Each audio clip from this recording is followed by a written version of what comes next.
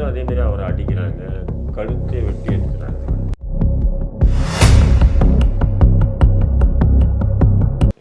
பாஜகவுக்கு கூட்டணி ஒரு கால் பாஜக கூட்டணி இருந்து வாபஸ் வாங்கியிருந்தேன்னா உடனே அங்கே அந்த கலவரம் வந்து நிறுத்தப்பட்டிருக்கும், தடுக்கப்பட்டிருக்குன்னு கூட சொல்லலாம். ஏன்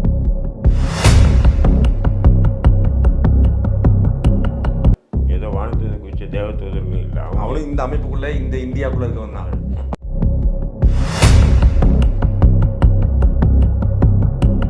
அவங்களுடைய திங்கிங், அவங்களுடைய நினைக்கிறது எல்லாமே வந்து அந்த வலதுசாரி சனாதன கொள்கை அடிப்படையில் தான் இருப்பாங்கன்னும் போது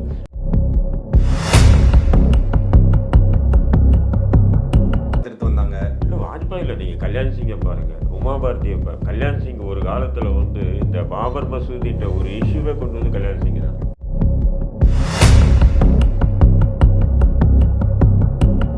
வந்து பாஜக அத்வானி முகம் தான் ஞாபகத்துக்கு வரும் அப்படின்னு வந்துடும். கடைசி அவரையும் தூக்கி போட்டாங்க. இன்னைக்கு மோடியை வந்து இது பண்ண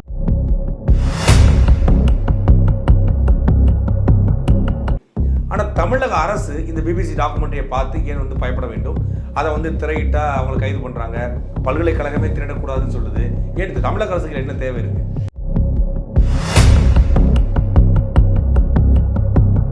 கோரிக்கை என்னென்னா, ரெட் மூவி வந்து எஃப்ஐஆர் என்ற ஒரு திரைப்படம் முஸ்லீம்களுக்கு எதிராக கொண்டு வரும்போது அந்த படத்தை நீங்கள் வெளியிடுறீங்க.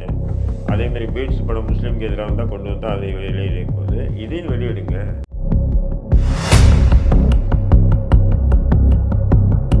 உண்மையான ஒரு டாக்குமெண்டேஷன் வந்து தொப்பை போட்டுக்கிட்டு நோன்பு கஞ்சி குடிக்கிறதோ அல்லது இஸ்லாமிய திருமணங்களில் போய் இஸ்லாமிய திருமணம் தான் சிறந்ததுன்னு பேசுறது முக்கியம் இல்லை. அந்த சார்ந்த இஸ்லாமிய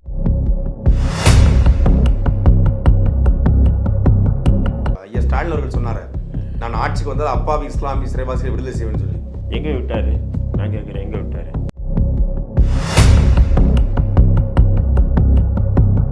புழுன்னு சொன்னோடனே சீமானு சொன்னதே ஆகுது. புழு கூட நகரும், திமுக பட்ட குழு நகராதுன்னு.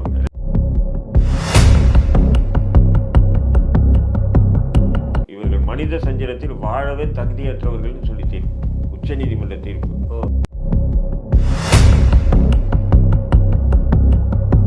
தாக்கம் அது உடல் ரீதியாக மன ரீதியாக எப்படியெல்லாம் தாக்கத்தை உருவாக்கணும் எனக்கு தெரியும். நீங்க 17 ஆண்டுகள் ஜெயிலில் இருந்தீங்க.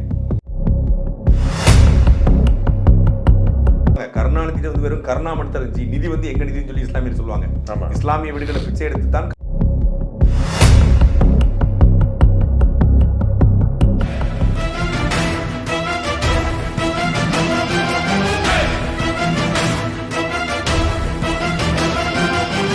உலகமெங்கும் வாழ்கிற தமிழ் உறவுகளுக்கு அன்பு வணக்கம். இன்று நம்மோடு இணைந்திருப்பவர் இந்திய தேசிய லீக் கட்சியினுடைய தலைவர், மரியாதைக்குரிய சகோதரர் அண்ணன் தடா ரஹீம் அவர்கள்.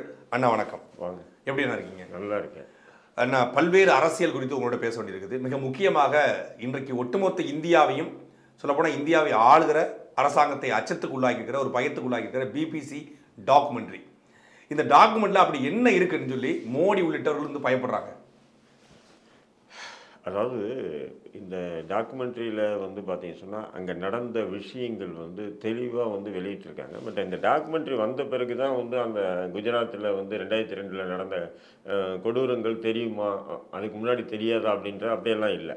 ஆனால் அதுக்கு முன்னாடியே வந்து tehalka.com வந்து நிறைய வீடியோக்களையும் ஆடியோக்களையும் வெளியிட்டு அமலப்படுத்தியிருக்கு. அதேமாதிரி அங்கே இருக்கக்கூடிய சமூக செயல்பாட்டாளர்கள் தொடர்ந்து அந்த 2002 நடந்த ஒரு கொடூரத்தை வந்து அமலப்படுத்தியிருக்காங்க. அதேமாரி அன்றைய டிஜிபியாக இருந்த ஸ்ரீகுமார் வந்து எந்த அளவுக்கு வந்து 2002 மோடி முதல்வராக இருக்கும்போது நடந்த கொடூரங்களை அவரே வந்து ஒரு சாட்சியாக இருந்திருக்காரு.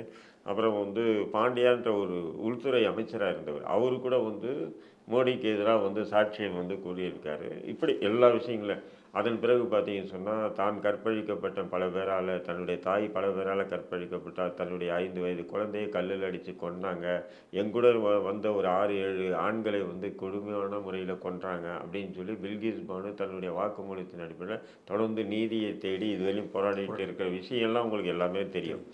அதேமாரி வந்து இஷான் ஜாஃப்ரி என்ற ஒரு காங்கிரஸ் எம்பி தன்னுடைய அந்த கடைசி நேரத்தில் நடந்த விஷயங்கள் வந்து பார்த்தீங்கன்னு சொன்னால், அதாவது ஒரு எம்பி வீட்டுக்கு நம்ம போயிட்டோம்னா நம்ம பாதுகாக்கப்படுவோம் அப்படின்னு சொல்லி அங்கே ஒரு 60-70 பேர் கூட்டம் வந்து சேர்ந்துறாங்க முஸ்லீம்கள். இருந்தாலும் கீழே அந்த ஆர்எஸ்எஸ் வலதுசாரி சித்தாந்தவாதிகள் கொடூர கோஷம் போட்டு இறங்கு இல்லைன்னா வீடோடு கொளுத்துவோம் அப்படி இப்படின்னு சொல்லும்போது அப்போ அவர் என்ன பண்ணுறாரு, எல்லா அதாவது காங்கிரஸ் தலைவர்களுக்கு மற்றும் பாஜக தலைவர்களுக்கு கடைசி நேரத்தில் அவர் முதல்வர் மோடிக்கே ஃபோன் போட்டு சொல்லிடுறாரு, இது ஒன்றும் பண்ண முடியாது சொல்லும்போது காங்கிரஸுடைய ஒரு முன்னாள் பாராளுமன்ற உறுப்பினர் பார்லிமெண்ட் இதில் அந்த தொகுதியில் நின்று ஜெயிச்சவர், அந்த மக்களே அவரை கொண்டு இஸ்லாமியர். ஆமாம், இஸ்லாமியர். அப்போது அவர் வந்து கடைசியாக மோடிக்கே முதல்வர் மோடிக்கே ஃபோன் போட்டு இப்படி ஒரு ஆபத்தை நாங்கள் ஒன்றும் பண்ண முடியாது அப்படின்னு சொல்லும்போது அப்போது தான் இவர் என்ன சொல்கிறாருன்னா, இது வந்து திட்டமிட்ட சரியாக இருக்குது, இதை காப்பாற்ற முடியாதுன்னு சொல்லி தன்னுடைய அந்த கிச்சன் பாத்ரூமில் இதில் இருக்கக்கூடிய ஜன்னலத்தை வந்து என்னென்றாலும் நான் தானே வேணும் உங்களுக்கு, இவங்களை விட்டுருங்க, இவங்க அப்பாவிங்க, என்னை நீங்கள் கொல்லுங்க அப்படின்னு சொல்லி அவர் வந்து வராரு. வரும்போது அதேமாரி அவரை அடிக்கிறாங்க, கழுத்தே வெட்டி எடுத்துறாங்க, கழுத்தே வெட்டி துண்டாக எடுத்துறாங்க. அதுக்கப்புறம் துண்டாக பீஸாக ஆக்கி போடுறாங்க. அதன் பிறகு கூட அவங்களுடைய ஆத்திரம் வந்து அடங்கவே இல்லாமல் அங்கே இருந்த அந்த 70க்கும் மேற்பட்டவர்களை கொடூரமான முறையில் கிருஷ்ணாலெல்லாம் ஊற்றி கொல்றாங்க, எரித்து கொல்றாங்கன்ற விஷயங்கள் அவருடைய மனைவி இஷான் ஜாஃப்ரியுடைய மனைவி ஜக்கியா ஜாஃப்ரி இதில் நீதி கேட்டு போராடிட்டு தான் இருக்காங்க. புரியுதுங்க? இப்படி வந்து இந்த டாக்குமெண்ட்ரியில் வர்றதுக்கு முன்னாடியே வந்து இவ்வளோ விஷயங்களும் இந்தியாவில் நடக்குது. இருந்தாலும் அந்த சிஸ்டம்னு சொல்கிறாங்க இல்லையா, அவங்களுடைய அந்த நீதி காவல் எல்லா சிஸ்டமும் அவங்களுடைய கட்டுப்பாட்டில் இருக்கிறதுனால வந்து இதுவரையும் அந்த அபலைகளுக்கு நீதி கிடைக்கலன்றது தான் ஒரு யதார்த்தமான உண்மை. இதில் என்னன்னு சொன்னீங்கன்னா, இடைப்பட்ட 2002க்கு பிறகு பாஜக அரசு மத்தியில் இருந்தது. அப்போ வந்து இதே திமுக தான் வந்து கூட்டணியிலே இருந்தாங்க. பாஜகவுக்கு கூட்டணி ஒரு கால் பாஜக கூட்டணி இருந்து வாபஸ் வாங்கியிருந்தேன்னா உடனே அங்கே அந்த கலவரம் வந்து நிறுத்தப்பட்டிருக்கும், தடுக்கப்பட்டிருக்குன்னு கூட சொல்லலாம். ஏன் சொன்னால் மத்தியிலிருந்து அந்த இராணுவமோ அல்லது இது பார்டர் செக்யூரிட்டி ஃபோர்ஸோ அங்கே போகலை, மாநிலத்துக்கு போகவே இல்லை. புரியுதுங்களா? அப்போ அங்கே வந்து நிலைமை வந்து இவங்க வாபஸ் வாங்கியிருந்தால் ஆட்சி கவுந்திருக்கும். ஆட்சி எதுக்காக கவுதுன்னா இதுக்காக தான் இருந்திருக்கும். உடனே என்ன பண்ணியிருக்கோம், மத்திய அரசு வந்து எல்லா இதுவும் போய் பாதுகாக்கப்பட்டிருப்பாங்க. பட் அந்த நேரத்தில் திமுகனுடைய தலைவர் அன்றைய கலைஞர் வந்து என்ன சொல்கிறாருன்னு சொன்னீங்கன்னா, அது அடுத்த மாநிலத்து பிரச்சனை அப்படின்னு சொல்லி சாதாரண அவர் தானே சிறுபான்மையினத்தினுடைய காவலர்னு சொல்கிறாங்க அப்படின்னு நீங்கள் தான் சொல்லிடுறீங்க. அவர் அப்படி காவலராக இருந்திருந்தால் அந்த நேரத்தில் என்ன பண்ணியிருக்கணும், என்ன பண்ணியிருக்கணும் நீங்கள் சொல்லுங்கள். காவலராக இருந்தால் குறைந்தபட்சம் வந்து ஒரு மனிதநேய அடிப்படையில், இஸ்லாமியர்னு கூட பார்க்க வேண்டாம், மனிதநேய அடிப்படையில் வந்து ஒரு இந்தியாவுக்குள்ளே வந்து இவ்வளவு மக்கள் கொலை செய்யப்படுறாங்க ஒரு மதத்தின் பேரர் அப்படின்னு சொல்லி ஒன்று அந்த கூட்டிலேருந்து விலகிருக்கலாம், இல்லை கடுமையான எதிர்ப்புகளை தெரிவிச்சிருக்கலாம். எதுவுமே பண்ணல. அடுத்த மாநில பிரச்சனைன்னு சொல்லி ஒதுங்கி தானே பண்ணாங்க. அப்போ அதன் பிறகு காங்கிரஸ் ஆட்சி வந்து கடந்த 10 ஆண்டுகளாக வந்து இருந்தாங்க. அவங்க கூட என்ன பண்ணிட்டாங்கன்னு சொன்னால், அந்த விஷயத்தை வந்து ஒரு தீவிரமாக நடவடிக்கை எடுத்து அந்த 2002 நடந்த கலவரங்களுக்கு சரியான முறையில் நீதி வழங்கியிருந்தாங்கன்னு சொன்னால் இன்றைக்கி மோடி அமித்ஷாவும் பிரதமராக உள்துறை அமைச்சராக இருந்திருக்க மாட்டாங்க. ஏன்னு சொன்னால் அவங்களே ஜெயிலில் இருந்திருப்பாங்க. ஆனால் காங்கிரஸும் என்ன பண்ணிச்சுன்னு சொன்னால் ஏதோ ஏனோ தோணுன்னு சொல்லிட்டு தான் வந்து அந்த வழக்குகளை எதிர்கொண்டாங்களே தவிர, இல்லைன்னு சொன்னால் அது பண்ணியிருக்கலாம். அவங்க வந்து அந்த கடந்த இந்துக்களுடைய வாக்குகள் விழாதுன்னு சொல்லி காங்கிரஸ் பயப்படுதா? அது என்ன காரணமோ தெரியல, அதுவாக இருக்கலாம். ரெண்டாவது வந்து எப்படின்னா சிபிஐ கிட்ட வழக்கு கொடுத்துட்டு சிபிஐ பார்த்துட்டு சிபிஐயில் இருக்கிறவங்கலாம் உத்தம புத்தகம் இல்லை, ஏதோ வானத்தை குறித்த தேவதூதர்களும் இல்லை. அவனும் இந்த அமைப்புக்குள்ளே இந்த இந்தியாவுக்குள்ளே இருக்கவன் தான். அவனுக்கு 4-5 மூளை இருந்துக்கிட்டு எக்ஸ்ட்ரா ஃபிட்டிங் எதுவும் அவனுங்களுக்கு இல்லை. அவனுங்களும் நம்மள மாரி இங்கே இருக்கிற போலீஸ் மாரி தான் அவனுங்களுக்கு. பட் என்னன்னா அந்த சிபிஐயில் வந்து பெரும்பான்மையாக பிராமின்ஸ் இருப்பாங்க. பிராமின்ஸுடைய கான்செப்ட் வந்து பார்த்தீங்கன்னு சொன்னால் அவங்களுடைய திங்கிங், அவங்களுடைய நினைக்கிறது எல்லாமே வந்து அந்த வலதுசாரி சனாதன கொள்கை அடிப்படையில் தான் இருப்பாங்கன்னும் போது அப்போ அவங்க வந்து அதை பாதுகாக்கணும்னு சொல்லி முயற்சி பண்ணாங்க. பட் அதை சனாதனத்தை பாதுகாக்க ஆர்எஸ்எஸ் கும்பல் பிஜேபி அப்படிங்கும்போது அதை எப்படி அது சிபிஐ அந்த நேரத்தில் காங்கிரஸ் வந்து அந்த சனாதன கோட்பாட்டு கொள்கைகளை உள்வாங்கக்கூடிய நபர்களை தவிர்த்து மற்றவங்களை சிபிஐயில் நியமனம் பண்ணி நேர்மையாக உண்மையாக விசாரணை பண்ணியிருந்தாங்கன்னு சொன்னால் உண்மையில் வந்து அமித்ஷாவும் மோடியும் ஜெயிலில் தான் இருந்திருப்பாங்க. புரியுதுங்களா? இப்படி நம்ம வந்து சொல்லலாம். அதன் பிறகு இப்போ வந்து 2002 நடந்தது, 2023 அதை தான் கேட்குறாங்க. 20 ஆண்டுகள் என்ன பண்ணிட்டு இருந்தீங்க? 20 ஆண்டுகள் என்ன இதில் வந்து பார்த்தீங்கன்னு சொன்னால் ஒவ்வொருத்தர் பார்வை இருக்குது. ஆனால் என்னுடைய பார்வை வேறு இருக்குது. ஏன் சொன்னீங்கன்னா இது வந்து இந்த டாக்குமெண்ட்ரியை வெளியிட்டது ஆர்எஸ்எஸ்ன்னு தான் நான் பார்க்குறேன். இந்த டாக்குமெண்ட்ரியை வெளியிட்டது அது என்ன நோக்கம் அவங்களுக்கு? ஏன் சொன்னீங்கன்னா அவங்க ஒவ்வொரு காலகட்டத்திலும் ஒவ்வொருத்தரை பயன்படுத்துவாங்க. பட் ஆர்எஸ்எஸ் என்பது ஒரு பிராமணர் ஆரம்பித்த ஒரு பிராமணர் நாக்பூர் அவங்களுடைய அந்த கூட்டம் வந்து ஒரு கார்ப்பரேட் கம்பெனி. அந்த கம்பெனியில் ஃபஸ்ட்டு ஒவ்வொரு நேரத்தில் ஒவ்வொருத்தரை மேனேஜராக போடுவாங்க. அவங்களுக்கு சரிப்பட்டு வரணும்னா ஒதுக்கிடுவாங்க. வாஜ்பாயை வளர்த்துட்டு வந்தாங்க. இல்லை வாஜ்பாய் இல்லை, நீங்கள் கல்யாண் சிங்கை பாருங்கள், உமா பாரதியை கல்யாண் சிங் ஒரு காலத்தில் வந்து இந்த பாபர் மசூதின்ற ஒரு இஷ்யூவே கொண்டு வந்து கல்யாண் சிங் தான் ஹீரோவாக இருந்தாப்புல. அடுத்து அவர் தூக்கி போட்டாங்க. அடுத்து உமாபாரதி வந்தாங்க, கோவிந்தாச்சாரியா வந்தார், முரளி மனோகர் ஜோஷி வந்தார், கடைசி அத்வானியை கொண்டு வந்து மிகப்பெரிய ஒரு இது கொண்டு பெரிய பெருமை இந்தியா முழுக்க வந்து யாத்திரை போனாங்க. அத்வானி யாத்திரை வந்து பெரிய அளவுல பேசப்பட்டது. அத்வானியை தவிர்த்து பாஜக RSS இல்லைன்னு ஒரு நிலை வந்து பாஜக அத்வானி முகம் தான் ஞாபகத்துக்கு வரும் அப்படின்னு வந்துடும். கடைசி அவரையும் தூக்கி போட்டாங்க. இன்னைக்கு மோடியை வந்து இது பண்ணாங்க. இப்போ மோடியுடைய தேவை வந்து போதும் அவங்களுக்கு, யாருக்கு RSSக்கு போதும். யோகியை தூக்குறாங்க. இல்லை, யோகி அவங்கள இந்த முறை ஏபிஏ தூக்குவங்களாட்டும் எனக்கு இல்லை. அவங்க தேவேந்திர பட்னாவிஸை தான் கான்செப்ட் வச்சுருக்காங்க. ஏன்னு சொன்னால் சித்பரமான பார்ப்பனர் தான் எப்படியாவது இந்த முறை பிரதமர் வேட்பாளராக கொண்டு வரணும் அப்படின்னு பார்ப்பனரை கொண்டு வரணுன்றது அவங்களுடைய திட்டம். அந்த அடிப்படையில் தான் அவங்க காய் நகர்த்துறாங்க RSS. ஆனால் இப்போ சமீபம் ஒரு மாதத்துக்கு முன்னாடி கூட நீங்கள் சமூக வலைதளங்களில் வந்தது, முதல்வர் அதாவது பிரதமர் வேட்பாளருக்கு உண்டான அவங்க பேசும்போது, இல்லை மோடி தான் இருக்கணும், பாஜகவில் இருக்கக்கூடிய முக்கியமான நபர்கள் சொன்னதாக பல ஊடகங்களில் தகவல் வந்தது. அதில் அமித்ஷா கூட மோடி தான் இருக்கணும் அடுத்த வேட்பாளர், அப்போ தான் ஜெயிக்க முடியும் அப்படின்ற மாதிரி சொன்னதான். அது வந்து RSSக்கு வந்து அது பிடிக்கலைன்றது தான் என்னுடைய பார்வை. ஏன்னு சொன்னால் இன்றைக்கி பிரிட்டன் அதாவது பிபிசியில் வந்து பார்த்தீங்கன்னு சொன்னால் அது பிரிட்டன் ப்ராட்காஸ்ட் கார்பரேஷன்றதை விட அது பிராமன் ப்ராட்காஸ்ட் கார்பரேஷனாகவே இருக்காது. ஏன்னு சொன்னால் இன்றைக்கி வந்து பிபிசியில் நிறைய பிராமணர்கள் வந்து ஊடுருவிட்டாங்க. இப்போ வந்து அவங்க அஜெண்டா இல்லாமல் இதை வெளியிட்டிருக்க மாட்டாங்கன்னு சொல்கிறீங்க. என்னுடைய டாக்குமெண்டேஷன் வந்து உண்மைதான், அது சொல்லப்பட்ட விஷயங்கள் உண்மைதான், ஆனால் இதுக்கு பின்னாடியும் ஒரு அரசியல் இருக்கு. அதான் சொல்கிறேன். இந்த டாக்குமெண்ட்ரியில் சொல்லப்பட்டது அத்தனையுமே அவங்க வந்து இதுக்கு முன்னாடி நானும் வந்து பல டாக்குமெண்ட்ரி பார்த்துருப்பேன், நீங்களும் பார்த்துருப்பீங்க. பட் எங்கேயோ ஒரு விஷுவல் ஓடிட்டே இருக்கும், இதேமாரி உட்காந்து பேசுவாங்க. பட் அந்த விஷுவலுக்கு அவங்க பேசுகிறவங்களுக்கு சம்மந்தம் இல்லை. பட் ஒரு அனுமானத்தை சோழியம் குடிமை சும்மா ஆடுமான்னு சொல்லுவாங்க, அப்படி தான் பேசுவாங்க. ஆனால் இந்த டாக்குமெண்ட்ரியில் அப்படி இல்லை. யார் அந்த இடத்துல போய் நேரடியாக அவங்க அந்த களப்பணியில் செய்தியாளராக இருந்தாங்களோ அவங்களே உட்காந்து டிஸ்கஸ் பண்ணும்போது இது வந்து ஆவணப்படத்தை ஆய்வுக்கு உட்படுத்தினா நேரடியாக தண்டனை கொடுத்துடலாம். அதுதான் அப்படியே இருக்குது. அப்படி இருக்கும்போது இது வந்து அவங்களுக்கு அதிர்ச்சியாக இருக்குது. இதை இத்தனை நாளாக வந்து அவங்க அமைக்க வச்சுருந்தாங்க. இப்போ மோடி தேவையில்லை. அப்போ வேறு எதை கொண்டு மோடி அடிக்க முடியும்னா முடியாது. ஏன் சொன்னால் இவங்க தான் வந்து மண்ணாங்கட்டியை கூட தங்கமாக்கி காட்டிட்டாங்க. இப்போ அந்த தங்கத்தை திடீர்னு மண்ணாங்கட்டி ஆக்கணும்னு சொன்னால் முடியாது இல்லைங்களா? அப்போது அவங்க ஒரு இமேஜ் கிரியேட் பண்ண அவருக்கு இருக்கிற ஒரு கருப்பு பக்கத்தை திறக்கிறாங்க. அதுதான் என்னுடைய பார்வை. ஆனால் அதில் இருக்கக்கூடிய அத்தனை விஷயங்களும் 100% உண்மை. அதனால தான் நீங்கள் பாருங்கள், இனி இந்தியா லெவலில் இந்திய அளவுக்கு ஒரு பக்கம் வந்து மோடி பயப்படுறாரு, அமித்ஷா பயப்படுறாரு, பாஜகக்காரங்க இதை எதிர்க்கிறாங்க, திரையிடக்கூடாதுன்னு சொல்கிறாங்க. வெளியுறவுத்துறை அமைச்சகமே வந்து தடை பண்ணுது, யூடியூப்லேருந்து தூக்குது, எந்த பக்கத்துலேயும் ட்விட்டரில் போட்டால் ட்விட்டர்லேருந்து பிளாக் பண்ணுறாங்க, எல்லாம் நடக்குது. அவங்களுக்கு ஒரு அச்சம் பயம் இருக்குது. ஆனால் தமிழக அரசு இந்த பிபிசி டாக்குமெண்ட்ரியை பார்த்து ஏன் வந்து பயப்பட வேண்டும்? அதை வந்து திரையிட்டால் அவங்களை கைது பண்ணுறாங்க, பல்கலைக்கழகமே திரையிடக்கூடாதுன்னு சொல்லுது. ஏன் இது தமிழக அரசுக்கு என்ன தேவை இருக்குது? இல்லை, தமிழக அரசுக்கு வந்து உள்ளுக்குள்ளே ஒன்று இருக்கும்.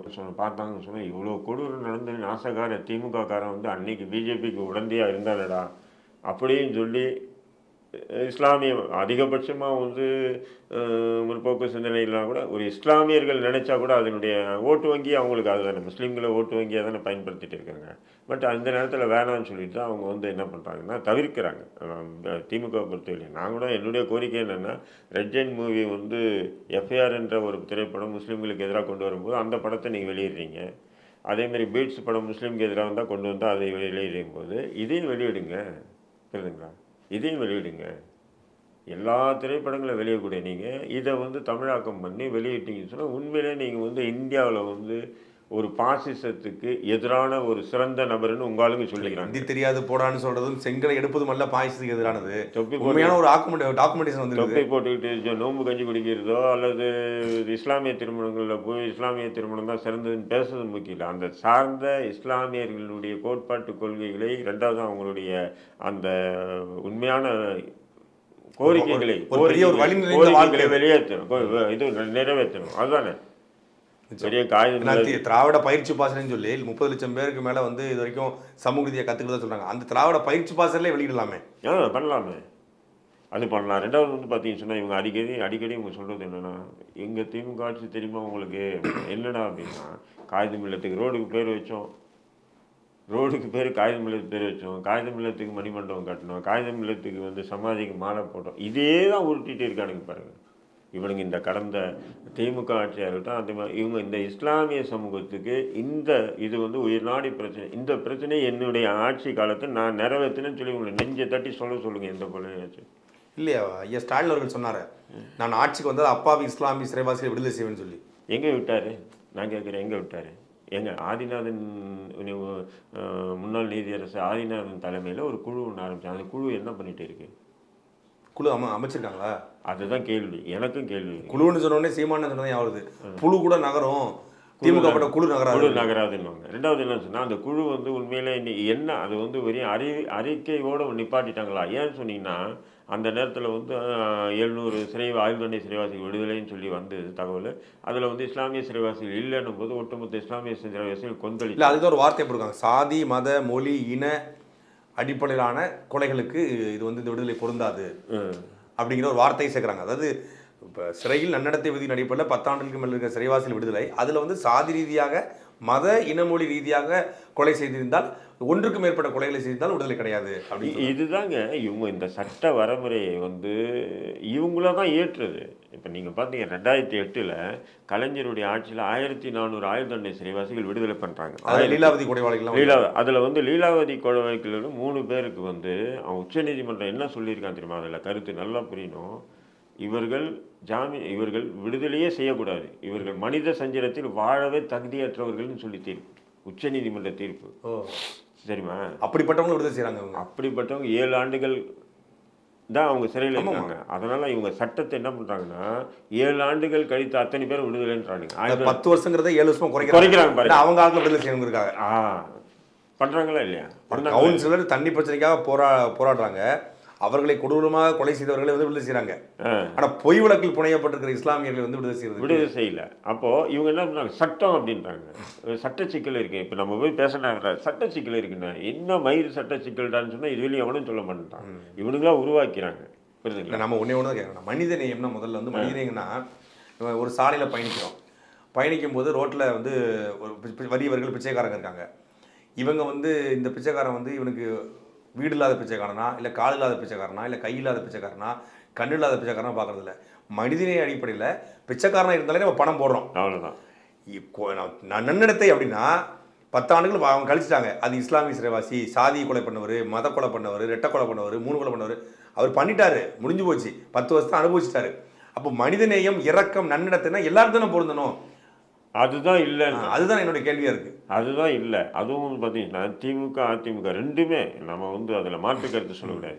இவன் என்ன செய்யறானோ அதுதான் அவன் செய்கிறான், அவன் என்ன செய்யறானோ இதுதான் இவன் செய்கிறான். இதில் இவனுக்கு எக்ஸ்ட்ரா ஒரு படி என்னன்னு சொன்னால் சில சில்லறைங்க இருக்கானுங்க நம்ம சமுதாயத்தில். என்னன்னு சொன்னீங்கன்னா கொஞ்சம் எம்எல்ஏ ஆகிடுறாங்க, எம்பி, கொஞ்சம் காசு வந்துடுது அங்கேருந்து. அதை வச்சு ஒரு நல்ல தொடர்புகள் கிடைச்சிருது. அவங்க அந்த பண்ணக்கூடிய ஹவாலா இன்னும் சில பல விஷயங்கள் ஒரு ஹவாலா பிஸ்னஸுக்கெல்லாம் வந்து நல்ல தொடர்புகள் கிடைச்சிடும் போது பட் அவங்கள அதை விட்டு மீண்டு அந்த சமூக பிரச்சனையை முன்னெடுத்து திமுக அந்த வாழ்க்கை போயிருமோ அப்படின்னு பயப்படுறாங்க. அது சமூக பிரச்சனைக்காக திமுகவை தைரியமாக எதுக்கு யாருக்கும் தில் இல்லை. ஏன்னு சொன்னால் உங்களுக்கு தெரியும், ஒரு விசாரணை காவல்துறை கூப்பிட்டு ஒரு நாள் காலிலேருந்து ஒரு அரை மணி நேரம் உட்கார வச்சாவே இவனுங்கெல்லாம் சமுதாயம் வேணான்னு இல்லை, இஸ்லாமிய வேணான்னு ஓட்டக்கூடிய தலைவர்கள் தான் இன்றைக்கி நிறைய பேர் இருக்காங்க.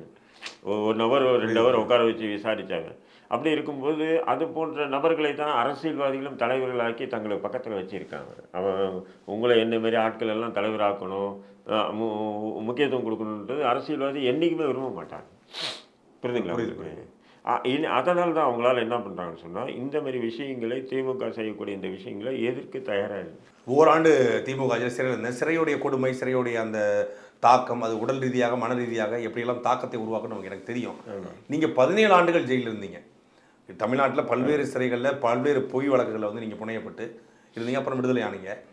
இன்றைக்கு இருக்கிற இஸ்லாமிய சிறைவாசிகள் அவங்க தவறு செஞ்சாங்க, தவறு செய்யறதை தாண்டி எந்த மனநிலையில் அவங்க சிறையில் இருக்காங்க?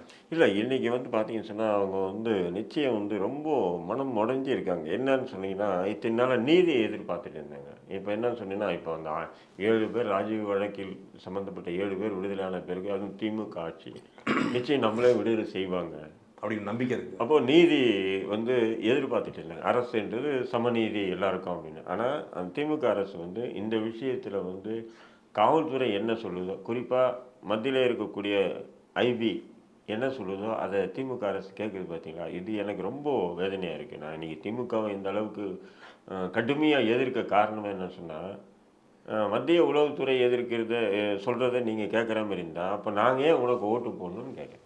புரியுதுங்களா? இப்போ இதை வந்து அதிமுக செய்துன்னா அதிமுக பாஜக கூட்டணியில் இருக்குது, அது கூட்டணியில் அது செய்வான். அவன் ஒரு அடிமையாக மாறிட்டான், மாறிட்டாங்க. அடிமை பத்திரம் எழுதி கொடுத்துட்டான். ஆனால் நேரடியாக நாங்கள் பாஜகவை எதிர்க்கிறோம்னு சொல்லக்கூடிய நீங்கள் எப்படி வந்து இதை வந்து 1967 காகிதம் இல்லத்தை ஆரம்பித்து இன்னைக்கு வரைக்கும் இஸ்லாமிய சமூகம் நிதி கொடுத்து தான் இஸ்லாமிய சமூகம் ஓட்டு போடுறது திமுக ஒவ்வொரு முறையும் வெற்றி பெறுது.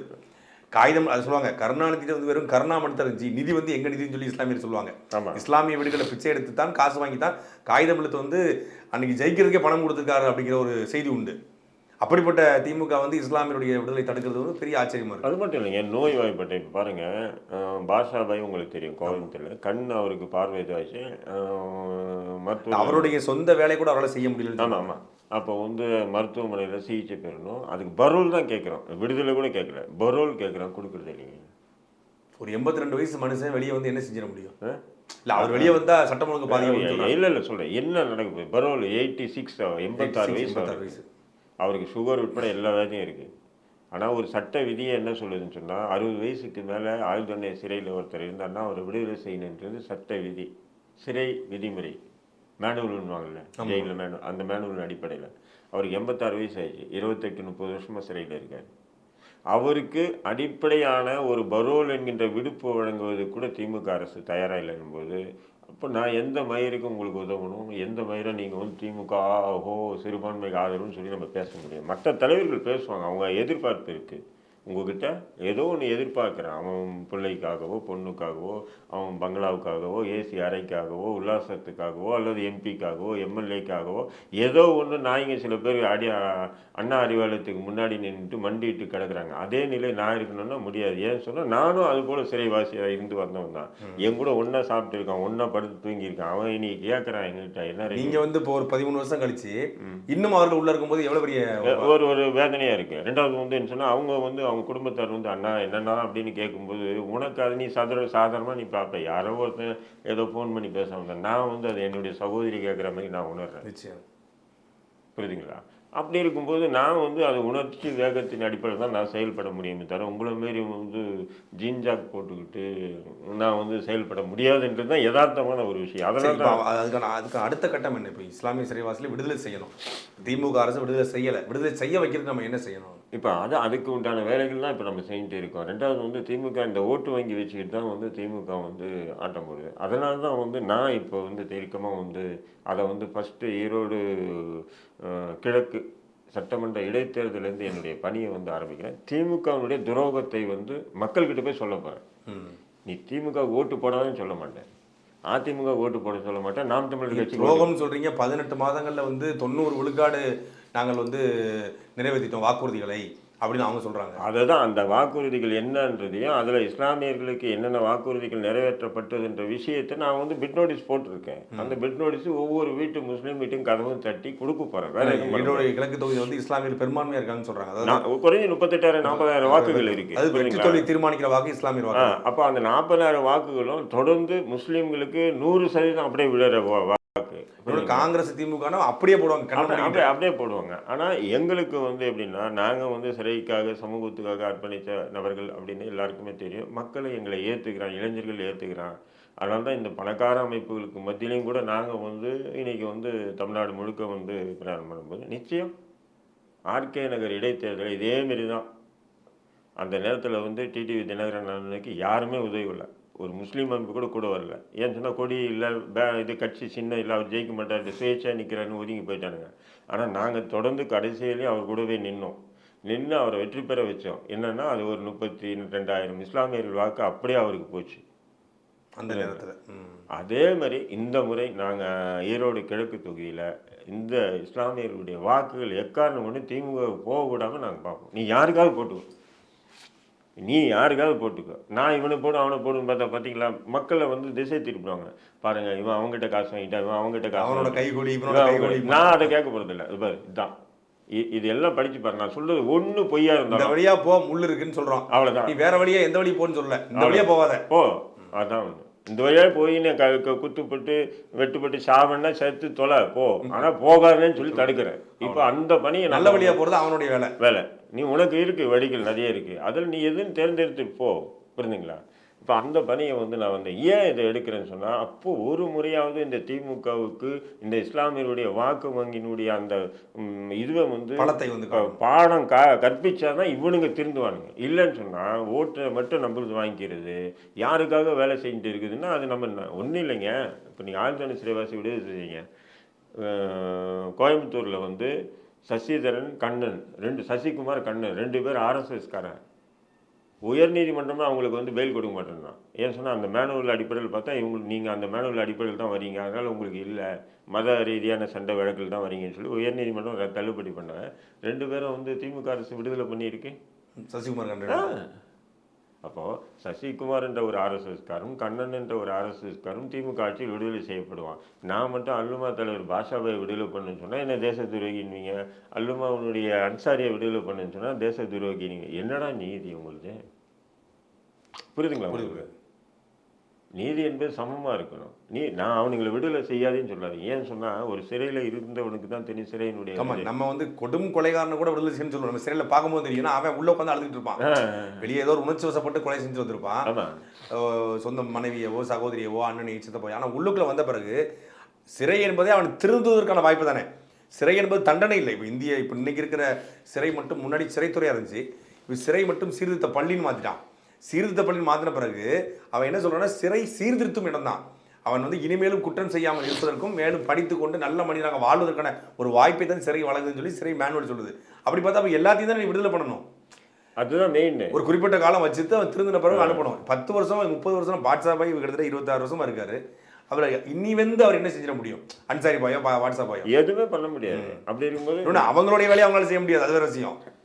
அதான் இந்த மாதிரி இருக்கும்போது இதை வந்து உணர்த்தணுன்றது தான் என்னுடைய இதை தேர்தலில் இந்த ஓட்டு வங்கி மூலிமா, ஏன்னா இந்த ஓட்டு வங்கி வச்சுக்கிட்டு தான் நீங்கள் ஆட்டம் போடுறீங்க. இந்த இஸ்லாமிய அமைப்புகளும் சில சில்லறைகளும் அவங்க திமுக கூட்டணியில் இருந்துக்கிட்டு திமுகவுக்கு ஆதரவாக பேசுகிற பேச்செல்லாம் பார்த்தீங்கன்னா என்னைய பாஜக ஆர்எஸ்எஸோடு ஒப்பிடுறாங்க. நீங்கள் கூட ட்விட்டரில் பார்த்துருப்பீங்க. ஆமாம், இவர் பாஜக கிட்ட ஆர்எஸ்எஸ் கிட்டேன்னு.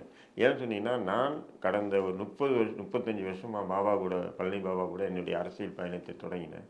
இதுவரையிலும் பார்த்தீங்கன்னா என்னுடைய வாழ்க்கை என்பது சாதாரணமான வாழ்க்கையில் முட்களும் எதுவும் இல்லை. 17 வருஷம் கரடுமுரடான வாழ்க்கை. இளமை பிராயத்தில் முக்கியமான ஒரு கால நூற்றாண்டை நம்ம வந்து கழிச்சிருக்கோம். அதுவும் வந்து என்னென்னா இந்த பாசிச சனாதனவாதிகளுக்கு எதிராக தான் வந்து நம்ம வந்து பயணிச்சிருக்கோம். என்னை போன்ற நபர்களே இந்த திமுகவுக்கு எதிராக நான் பேசுறேன்றதுக்காக இல்லை, அதுதான் பெரிய கொடுமையா இருக்குண்ணே. இப்போ பிஜேபி எடுத்து பேசினா ஆன்டி இண்டியன், பாகிஸ்தான் கை கூலின்னு, திமுகவை எடுத்து பேசினா பிஜேபி கை கூலிக்கிறான். இது பெரிய புரியாத ஒரு புதிதாக இருக்குது. வந்து புரியாது இல்லை. இது வந்து எப்படின்னா இவனுக்கு 2 பேரும் சேர்ந்து நம்மளை குழப்பறாங்கன்னு தான் அர்த்தம். புரியுதுங்களா? அப்போ நம்ம சரியா இருக்கணும்னு அர்த்தம். ஆமாம், உண்மையாக தான். நான் என்னுடைய பார்வைக்கு அப்படி. ஏன்னா இப்போ நான் தொடர்ந்து பார்த்தீங்கன்னு சொன்னால் தொடர்ந்து நம்ம வந்து போராட்டி இருக்கோம். ஆனால் நம்மளை வந்து என்ன சொல்கிறோம், ஒன்று திமுகனுடைய துரோகம் அப்படின்னு சொன்னால் உடனே நீ எப்படியாப்பட்ட ஆளுன்னு எனக்கு தெரியும். ஏதோ என் வீட்டுக்கு பக்கத்து வீட்டுக்காரனும் இல்லை என் கூட ஜெயிலில் இருந்து பல வருஷமாக பழகின மாதிரியும் நீ எப்படியாப்பட்ட எனக்கு தெரியும். யாருன்னே தெரியல. சின்ன பையன், வயசானவன், கொஞ்சம் ஒரு ஸ்டாண்டர்டான டயலாக் வச்சிருக்கானுங்க. திமுக ஏத்து கேள்வி கேட்டா அவன் வந்து ஆர்எஸ்எஸ் ஆளு. இது எப்படி இருக்கு? இது எப்படி? இதுதான் அது மாதிரியே பாஜக தமிழ்நாட்டுக்கு வந்துடும், பாஜக உள்ள வந்துடும் சொல்லி திமுக வந்து பம்மாத்து காட்டுது. ஈரோடு கிழக்கு தொகுதியோட அவன் நிக்கல. ஈரோடு கிழக்குக்கே வராதவன் தமிழ்நாட்டுக்கு எப்படா வருவான்? அப்ப அந்த பாஜக பூச்சாண்டியை காட்டி இஸ்லாமிய சமூக மக்களை, கிறிஸ்தவ சமூக மக்களை, ஒடுக்கப்பட்ட பிற்படுத்தப்பட்ட மக்களுடைய வாக்குகளை பறிப்பதற்காக அந்த பாஜக பூச்சாண்டியை காட்டுறான். அவனுக்கு சாதாரண ஒரு வாட்சிக்கு பில்லு கட்ட கூட அவன் தடுமாட்டி தர்றான். இப்போ தர முடியாது, ஏப்ரல் மாதம் தரங்கிறான். அது கூட அவனால ஒரு டேக்கிள் பண்ண முடியல அவனால. இப்போ உதாரணத்துக்கு பார்த்தீங்கன்னா திமுக இந்த அதிமுக 2 பேரும் சேர்ந்தது. இப்போ நான் இருக்கிறது ஓட்டேரி, ஏழ்மையான முஸ்லீம்கள் வாழக்கூடிய பகுதி. அவனுக்கு அவர் 1000 ரூபாய் பெரிய காசு. ஓட்டுக்கு காசு கொடுக்கக்கூடாதுன்ற கொள்கையில் நான் தீவிரமாக பிரச்சாரம் பண்ணக்கூடிய நபர் தான். ஆனால் அந்த நேரத்தில், அந்த தேர்தல் நேரத்தில் அந்த மக்கள் என்கிட்ட புகார் அளித்தாங்களே, அது எனக்கு ஒரு விசித்திரமாக இருந்தது. உண்மையிலே விசித்திரமாக இருந்தது. என்னன்னு சொன்னால் அதிமுககாரன் என்ன சொல்லியிருக்கான், அது முஸ்லீம், ஏழை முஸ்லீம், முஸ்லீமுக்கு யாருக்கும் கொடுக்காதீங்க காசு. ஏன் இதனால் அப்படி? ஏன்னா அவன் எனக்கு ஓட்டு போட மாட்டானுங்க, திமுக தான் போடுவான் அப்படின்னு சொல்லிட்டு அவன் என்ன பண்ணான், காசு கொடுக்காம போயிட்டான். அந்த மக்கள் வந்து சொல்கிறாங்க, இதேமாரி காசு கொடுக்காம போகிறான், கேட்டால் நமக்கு போட மாட்டேன்னு சொல்லிட்டு போகிறானுங்க. திமுககாரன் வந்திருக்கான், முஸ்லீமுக்கு ஓட்டு காசு எப்படி நமக்கு போட்டுருவாங்க? நம்மளை தவிர அவன் வேறு யாருக்கும் போட மாட்டான். இப்போது அந்த பாமர மக்கள் எங்கிட்ட வந்து கேட்குறாங்க, ஏங்க அவன் ஓட்டு போட மாட்டேன்னு சொல்லி கொடுக்குறது கூட ஏற்றுக்கலாம். இவன் நமக்கு தானே போட போகிறான், இவனுக்கு ஏன் கொடுக்குறேன்னு சொல்லிட்டு போகிறானுங்க, இவனுக்கு எப்படிங்க போடுறதுன்னு கேட்குறாங்க மக்கள். கடைசி அவனும் கொடுக்குறதில்ல, இவனும் கொடுக்குறதில்ல. ஆனால் இந்த நாதாரி இந்த சமுதாய தலைவர்கள் என்ன பண்ணுறானுங்க, திமுக அந்த அறிவாலயத்தில் போய் உட்காந்து இப்படி ஏசி ரூமில் பேசிட்டு வெளியே வந்து இதை தவிர இந்த சமூகத்துக்கு பாதுகாப்பே இல்லைன்னு அங்கே பெட்டி கட்ட வாங்கியிருப்பாங்க. நீ பேசிடுற. ஆனால் அந்த பாமர மக்களுடைய அந்த வலி இருக்குது பார்த்தீங்கன்னா, அவனுக்கு 1000 ரூபாய் உனக்கு வந்து சர்வசாதாரணப்பா. நீ உழைச்சி சம்பாதிக்கல, நீ பேசி ஊரை ஏமாற்றி சம்பாதிக்கிற. ஆனால் அந்த பாமர மக்களுக்கு பக்கத்து வீட்டுக்காரி 4 ஓட்டுக்கு 4000 ரூபாய் வாங்குறா, 5 ஓட்டுக்கு 5000 ரூபாய் வாங்குறா, எனக்கு அது கிடைக்கல போது ஓட்டுக்கு பணம் வாங்கக்கூடாதுன்னு சொல்கிற நம்மளே பணம் கொடுக்க வைக்கிற நிலைமைக்கு சொல்கிறாங்க பாருங்க. அது அது உண்மையிலே பார்க்குறோங்க நம்ம. யதார்த்தம், அது யதார்த்தம். நம்ம இருக்கவும் பட்டவும் அது வேறு விஷயம். அந்த அந்த மக்களுக்கு அந்த 5 ஓட்டுக்கு 5000 ரூபாய் வாங்கிச்சா ஒரு மாதம் ஓடும் அவங்களுக்கு. இந்த 1000 ரூபாய் அந்த ரேஷனுக்கு கொடுக்குறாங்கன்னு சொன்னால் அவங்க எவ்வளோ சம்பாதிக்கலாம். அந்த 1000 ரூபாய் எவ்வளோ மக்கள் இயங்கிட்டு இருக்காங்க. அந்த நிலையில தான் இந்த மக்களை வச்சிருக்காங்க. எப்படி 67 ஆட்சிக்கு வரும்போது ஏழை எளிய மக்களே அப்படிங்கிற முழக்கத்தை வந்து அண்ணா வச்சாரு. இன்னைக்கு 2023 ஏழை எளிய மக்கள். அப்போ நீ 50 வருஷமா என்ன பண்ண? ஒன்றுமே பண்ணல. இவனுங்க சொத்து தான் வளர்ந்துருக்கு. இந்த அமைச்சர்கள் எம்எல்ஏ திமுக மாறி மாறி இவனுங்க ஆட்சி செஞ்சாலும் இவங்க மட்டும் வந்து கோடிக்கணக்கான ஆயிரக்கணக்கான 5 லட்சக்கணக்கான கோடிகளை வந்து சம்பாதிச்சுட்டு சொகுசாக இருக்கானுங்க. இன்னைக்கு எம்எல்ஏலாம் ஆகணும்னா 10 கோடி இல்லை 20 கோடி 25 கோடி இல்லைன்னா எம்எல்ஏ ஆக முடியும். வாய்ப்பே இல்லை, வாய்ப்பு இல்லை. இருக்கா இல்லைங்களா? அது நீங்கள் சொல்கிறது நம்ம சொல்கிறது குறைவு. எம்பி ஆகணும்னா 9 கோடி இல்லாமல் எம்பி ஆக முடியாது. கவுன்சிலர் ஆகிறது கூட 5 கோடி ரூபாய் ஆகுமா? புரியுதுங்களா? அப்படி இருக்கும்போது நம்மளாம் எம்எல்ஏ எம்பி ஆகிறதுன்ற கனவெல்லாம் முடிஞ்சு போச்சு. இல்லை, ஒரு ஊராட்சி மன்ற தலைவர் திமுக எனக்கு தெரிஞ்சு 85 லட்ச ரூபா செலவு பண்ணியிருக்காரு ஊராட்சி மன்றத்துக்கு. ஆமாம், பிரசிடண்ட் மொத்த ஓட்டே 1000 ஓட்டு தான் விழுந்திருக்கு அவருக்கு. ஜெயிச்சிட்டாரு. ஆனால் 85 லட்ச ரூபா செலவு பண்ணியிருக்காரு. அப்போ நம்ம வந்து என்ன பண்ணுறது சொல்லும்போது அப்படி தான் இன்றைக்கி அரசியல் சூழலை வந்து இந்த தமிழகத்தில் இல்லை எல்லா இடத்துலையும் அப்படி வச்சுட்டானுங்க. அப்படி ஒரு சிஸ்டம் வந்து கொண்டு வந்துட்டாங்க. குறைஞ்சி பார்த்தீங்கன்னா ஒரு தொகுதிக்கு ஒரு 500 பூத் இருக்குதுன்னு வச்சுக்கலாம். ஒரு பூத்துக்கு 10,000 ரூபான்னு சொன்னால் கூட அந்த காசு வந்துட்டு உங்களுக்கு அந்த பூத்து நிர்வாகி எல்லாமே கெடுத்து வச்சிருக்காங்க. காசு கொடுக்காம எவனும் வேலை செய்ய முடியல, காசு கொடுக்காம ஓட்டும் போடுறதில்ல. அந்த நிலைமைக்கு கெடுத்து வச்சிருக்கு. நிச்சயமாக இது வந்து 2-3 கருத்து இருக்கேன். ஃபஸ்ட்டு வந்து இன்றைக்கி காலையில் வந்து ஒரு சிறைவாசி எனக்கு அனுப்புகிறாப்புல ஒரு வார்த்தை என்னென்னா, 25 ஆண்டுகளுக்கு மேலாக தொடர் சிறைவாசிகளாக இருந்து வரும் எங்களை விடுதலைக்கு கையெழுத்து போடாத அந்த பேனா இன்றைக்கி உயிரோடு இல்லை, கையெழுத்து போடாத பேனா அதுக்கு சிலை தேவையா அப்படின்னு சொல்லி அவர் வந்து முடிச்சிருக்காப்புல. இந்த 4 வரி தான் அனுப்பியிருக்காரு. வழி நிறைந்த வார்த்தை, வழி நிறைந்த வார்த்தைகள் ஒன்று. அதே நேரத்தில் வந்து நாம் தமிழ் கட்சியினுடைய தலைவர் அங்கே போகிறாரு, பேசுகிறாரு. அது அவருடைய கூப்பிட்டு இருக்காங்க, போகிறாரு, பேசுகிறாரு. பேசும்பொழுது எதிர்ப்பு தெரிவிக்கக்கூடாது. அவர் அந்த பேசும்போது வன்மமாக பேசியிருந்தால் பிறகு பேசுகிறவங்க அதுக்கு பதில் கொடுக்கலாம். பேசும்போதே கேமையான்னு கத்துறது, வாடா இறங்கடா அப்படின்னு சொல்லிட்டு நீங்களும் இருந்தீங்களா அந்த நிகழ்ச்சி?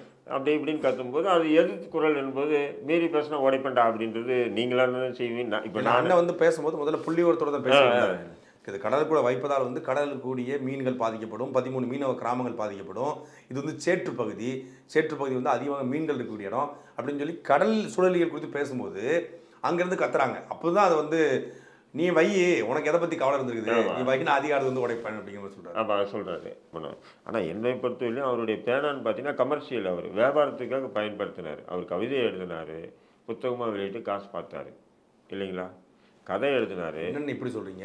தமிழையே உலகத்துக்கு அறிமுகப்படுத்தினா அந்த பேனான்னு சொல்கிறாங்க. நான் இல்லைன்னு சொல்ல, இருக்கலாம், அதை நம்ம வந்து அந்தளவுக்கு ஹிஸ்ட்ரி வேணாம். நான் சொல்கிறது என்னென்னா அவர் கவிதை எழுதினார், காசுக்காக தான் விற்றார். அதேமாதிரி கதை எழுதினார், காசுக்காக விற்றார். புரியுதுங்களா? அவருடைய கட்சி அதிகபட்சமாக அவருடைய கட்சி தொண்டர்களை தன்வயப்படுத்துவதற்காக எழுதினார். புரியுதுங்களா? இது மக்கள் அப்படின்னா முரசொலி அலுவலகத்தானே வைக்கணும், கட்சிக்காரங்க எழுதுனா. அதை தான் சொல்கிறேன். அப்போ எல்லாமே எழுதினார். அவர் எழுதின எழுத்துக்கள் வந்து சிறந்தது தாழ்ந்தது, அது அந்த விஷயத்துக்கே நம்ம போக வேண்டாம், அது பண்ணார். அடுத்தது வந்து பார்த்தீங்கன்னு சொன்னால் இது ஒரு 10% நீங்கள் சொன்ன மாதிரி நீதி நேர்மைக்காக உண்மைக்காக எழுதியிருக்கலாம். அந்த 10%க்காக 90% அங்கீகரிக்க முடியுமான்ற ஒரு கேள்வி ஒன்று வருது. இதே நேரத்தில் நீங்கள் இன்னொரு விஷயத்தையும் பார்க்கணும். இதை விட ஒரு சிறப்பு வாய்ந்த மனிதர் இந்தியாவில் இருந்தார்.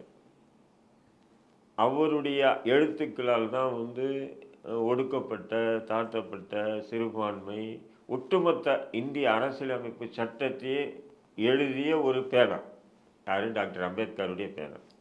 அம்பேத்கரை வந்து ஒரு சிலைக்குள்ளே அடிச்சுட்டு என்ன ஒரு சிலை மாதிரி ஒரு இடத்துல சின்ன இடத்துல வச்சுட்டு நீ வைக்கணும்னு சொன்னால் அம்பேத்கருடைய பேனா வைக்கிறது தாங்க என்னுடைய பார்வைக்கு சிறந்தது. ஏன்னு சொன்னால் அவருடைய பேனாவால் வந்து இந்தியாவில் வந்து மிகப்பெரிய ஒரு எழுச்சி ஏற்பட்டது. நீங்களும் நானும் கருத்து சொந்தத்தோட பேசிட்டு இருக்கோம்னா அது கொடுத்தது அம்பேத்கர் பேனா தான். புரியுதுங்களா? துரைமுருகன் வெயிலில் வெளிவந்ததும் தடா ரஹீம் வெளிவந்தது காரணமும் அம்பேத்கர் பேனா தான். கலைஞர் இது கருணாநிதி வந்து பல விஷயங்களுக்கு வந்து எழுதுறதுக்கும் அவர் சிறையிலேருந்து விடுதலை ஆனதுக்கும் அவர் வழக்குலேருந்து விடுதலை ஆகிறதுக்கும் காரணமும் அம்பேத்கருடைய பேனா தான். அப்படியாப்பட்ட பேனாவை வைக்கிறாங்கன்னு சொன்னால் கடலில் அது நியாயம் இல்லைன்னு சொன்னால் நீங்கள் என்ன பண்ணலாம், உங்களுடைய இடத்துல நீங்கள் ஜி ஸ்கொயர் உட்பட எல்லா நிறுவனமும் உங்கள்கிட்ட இருக்குது, எந்த இடத்துல வேணாலும் நீங்கள் வைக்கலாம். கடைக்கு விழுந்தாலே ஜி ஸ்கொயர் தான் நீங்கள் இல்ல நீங்க நினைச்ச இடத்துல பேனாவுக்கு சிலை மட்டும் இல்ல மணிமண்டபம், பேனா பென்சில் அழிறப்பொரு இங்க் பாட்டு கூட வச்சுட்டு போங்க. எல்லாம் கண்ணாடிக்கு ஒரு மணிமண்டபம் கட்டலாம், பேனாவுக்கு ஒரு இங்கே மணிமண்டபம் கட்டலாம், நீங்க கட்டலாம். அதை யாரும் எதிர்ப்பு தெரிவிக்கிறது இல்லை. அரசு செலவுல தயாரிக்க. ஏங்க உங்க கவுன்சிலரை கூப்பிடுங்க, ஏய் ஒரு 100 கோடியில் பேனாவுக்கு சிலை வீடானா வச்சுட்டு போயிடுவாங்க. இது இருக்கு நம்ம மூலக்கொத்தம் இருக்கு, கண்ணம்மாப்பேட்டையா. நீங்கள் அரசு பண்ண என்ன உங்கள் கட்சியில் இருக்கக்கூடிய அடிமட்ட ஒரு கவுன்சிலர் கூப்பிட்டா 100 கோடியில் பேனா வச்சுட்டு சொன்னால் திருச்சியில் 800 கோடியில் சில பேனா வச்சுருவாரு. புரியுதுங்களா? அதை வச்சுட்டு இப்போ என்னென்னா இந்த 100 கோடி செலவுன்றது 80 கோடின்றது சாதாரணமாக நீங்கள் எடுத்தீங்க. ஆனால் இதன் பிறகு அதை அரசுடைமையாக்கி அங்கே ஒரு 100 அரசு ஊழியர்களை போட்டு இவங்க கடலில் நடுவில் வைக்கிறாங்கன்னு சொல்லும்போது இரவு முழு பகல்ன்றது பாதுகாப்பு போட்டு அந்த வருஷம் அந்த இது நடக்குது பார்த்தீங்களா? இந்த செலவு பார்த்தீங்கன்னா எங்கேயோ போகுதுங்க. நீங்கள் இப்போ அண்ணா சமாதி ஒரு வருஷமும் ஜூலை 3 போவாங்க, ஆகஸ்ட் 7 போவாங்க. இப்போ அண்ணா சமாதி இருக்குது. அண்ணா சமாதியில் எத்தனை அரசு ஊழியர்கள் வேலை செய்கிறாங்க நீ கணக்கெட்டு பாருங்க, குறைஞ்சி 18-20 பேர் இருப்பான். அதேமாதிரி எம்ஜிஆர் சமாதிக்கு 18-20 அதுக்கு மின் விளக்குகளை போட. அதான் அது எல்லாத்துக்கும் எல்லாமே இது எல்லாம் அரசு ஊழியர்கள் மாதம் யார் உங்களுடைய வரி பணம் என்னுடைய வரி பணத்தில் வந்து உங்கள் காசாக போகுது. நீங்கள் அந்த காசு ஏதோ திருடுற மாதிரி நினச்சி விட்டுடலாம் இதை 80 கோடியை. ஆனால் அதன் பிறகு வந்து அரசுடைமையாக்கி இவனுக்கு பண்ணுற அளப்பறை இருக்கு பாருங்க, இதுதான் கொடுமைன்றான். அதெல்லாம் தேவையற்றது அப்படிங்கிறது. நம்ம தேவையற்றது. அப்படி வைக்கிறேன்னு சொன்னால் அம்பேத்கருக்கு வைக்கலாம் பேனா, அதில் ஒரு நியாயம் இருக்குது, நீதி இருக்குது. சுமார் 14,000 பக்கங்களுக்கு மேல் எழுதிய பேனா அது. உண்மையிலே தான் 14,000 லட்சம் பக்கங்களுக்கு மேல் எழுதிய ஒரு பேனா. அந்த பேனாவுக்கு வச்சிங்கன்னு சொன்னால் அதில் சொல்லப்போனால் ஒட்டுமொத்த இந்தியாவினுடைய அடையாளமே அம்பேத்கருடைய பேனா தான். அம்பேத்கரை தாண்டி இந்திய அரசியலையோ இந்திய அரசியலமைப்பு சட்டத்தையோ பார்க்க முடியாது. அப்படிங்கும்போது அந்த பேனாவை வந்து வைக்கலாம். அதை விட்டுட்டு கலைஞருக்கு பேனா வைக்கணும்னா நீங்கள் அவர் சொன்ன மாதிரி அறிவாலயத்தில் வச்சுக்கலாம், இல்லை சென்னையில் எங்கே வேணால் வச்சுக்கலாம். சென்னையில் இல்லை, தமிழ்நாட்டில் எங்கே வேணால் வச்சுக்கலாம். நீங்கள் நினச்சிங்கன்னா ஒரு எம்எல்ஏ வச்சுட்டு போயிடுவான். பயங்கர அரசு பணத்தெலாம் வைக்க வேண்டியது அவசியம் இல்லைன்றது தான் என்னுடைய. சரிங்க, அலுவலகத்துக்கு வந்து நிறைய கருத்துக்களை வந்து சாட்டையுடைய வலையுடைய பார்வைகளை கொடுத்துருக்கீங்க. குறிப்பாக வந்து இஸ்லாமிய சிறைவாசிகள் விடுதலை, இந்த விடுதலை குறித்து சாட்டையும் தொடர்ச்சியாக நம்முடைய கருத்துக்களை வந்து மக்கள்கிட்ட கொண்டு போய் சேர்ப்போம், அரசாங்கத்தை கொண்டு போய் சேர்ப்போம். ரொம்ப நன்றி. வாழ்த்துக்கள்.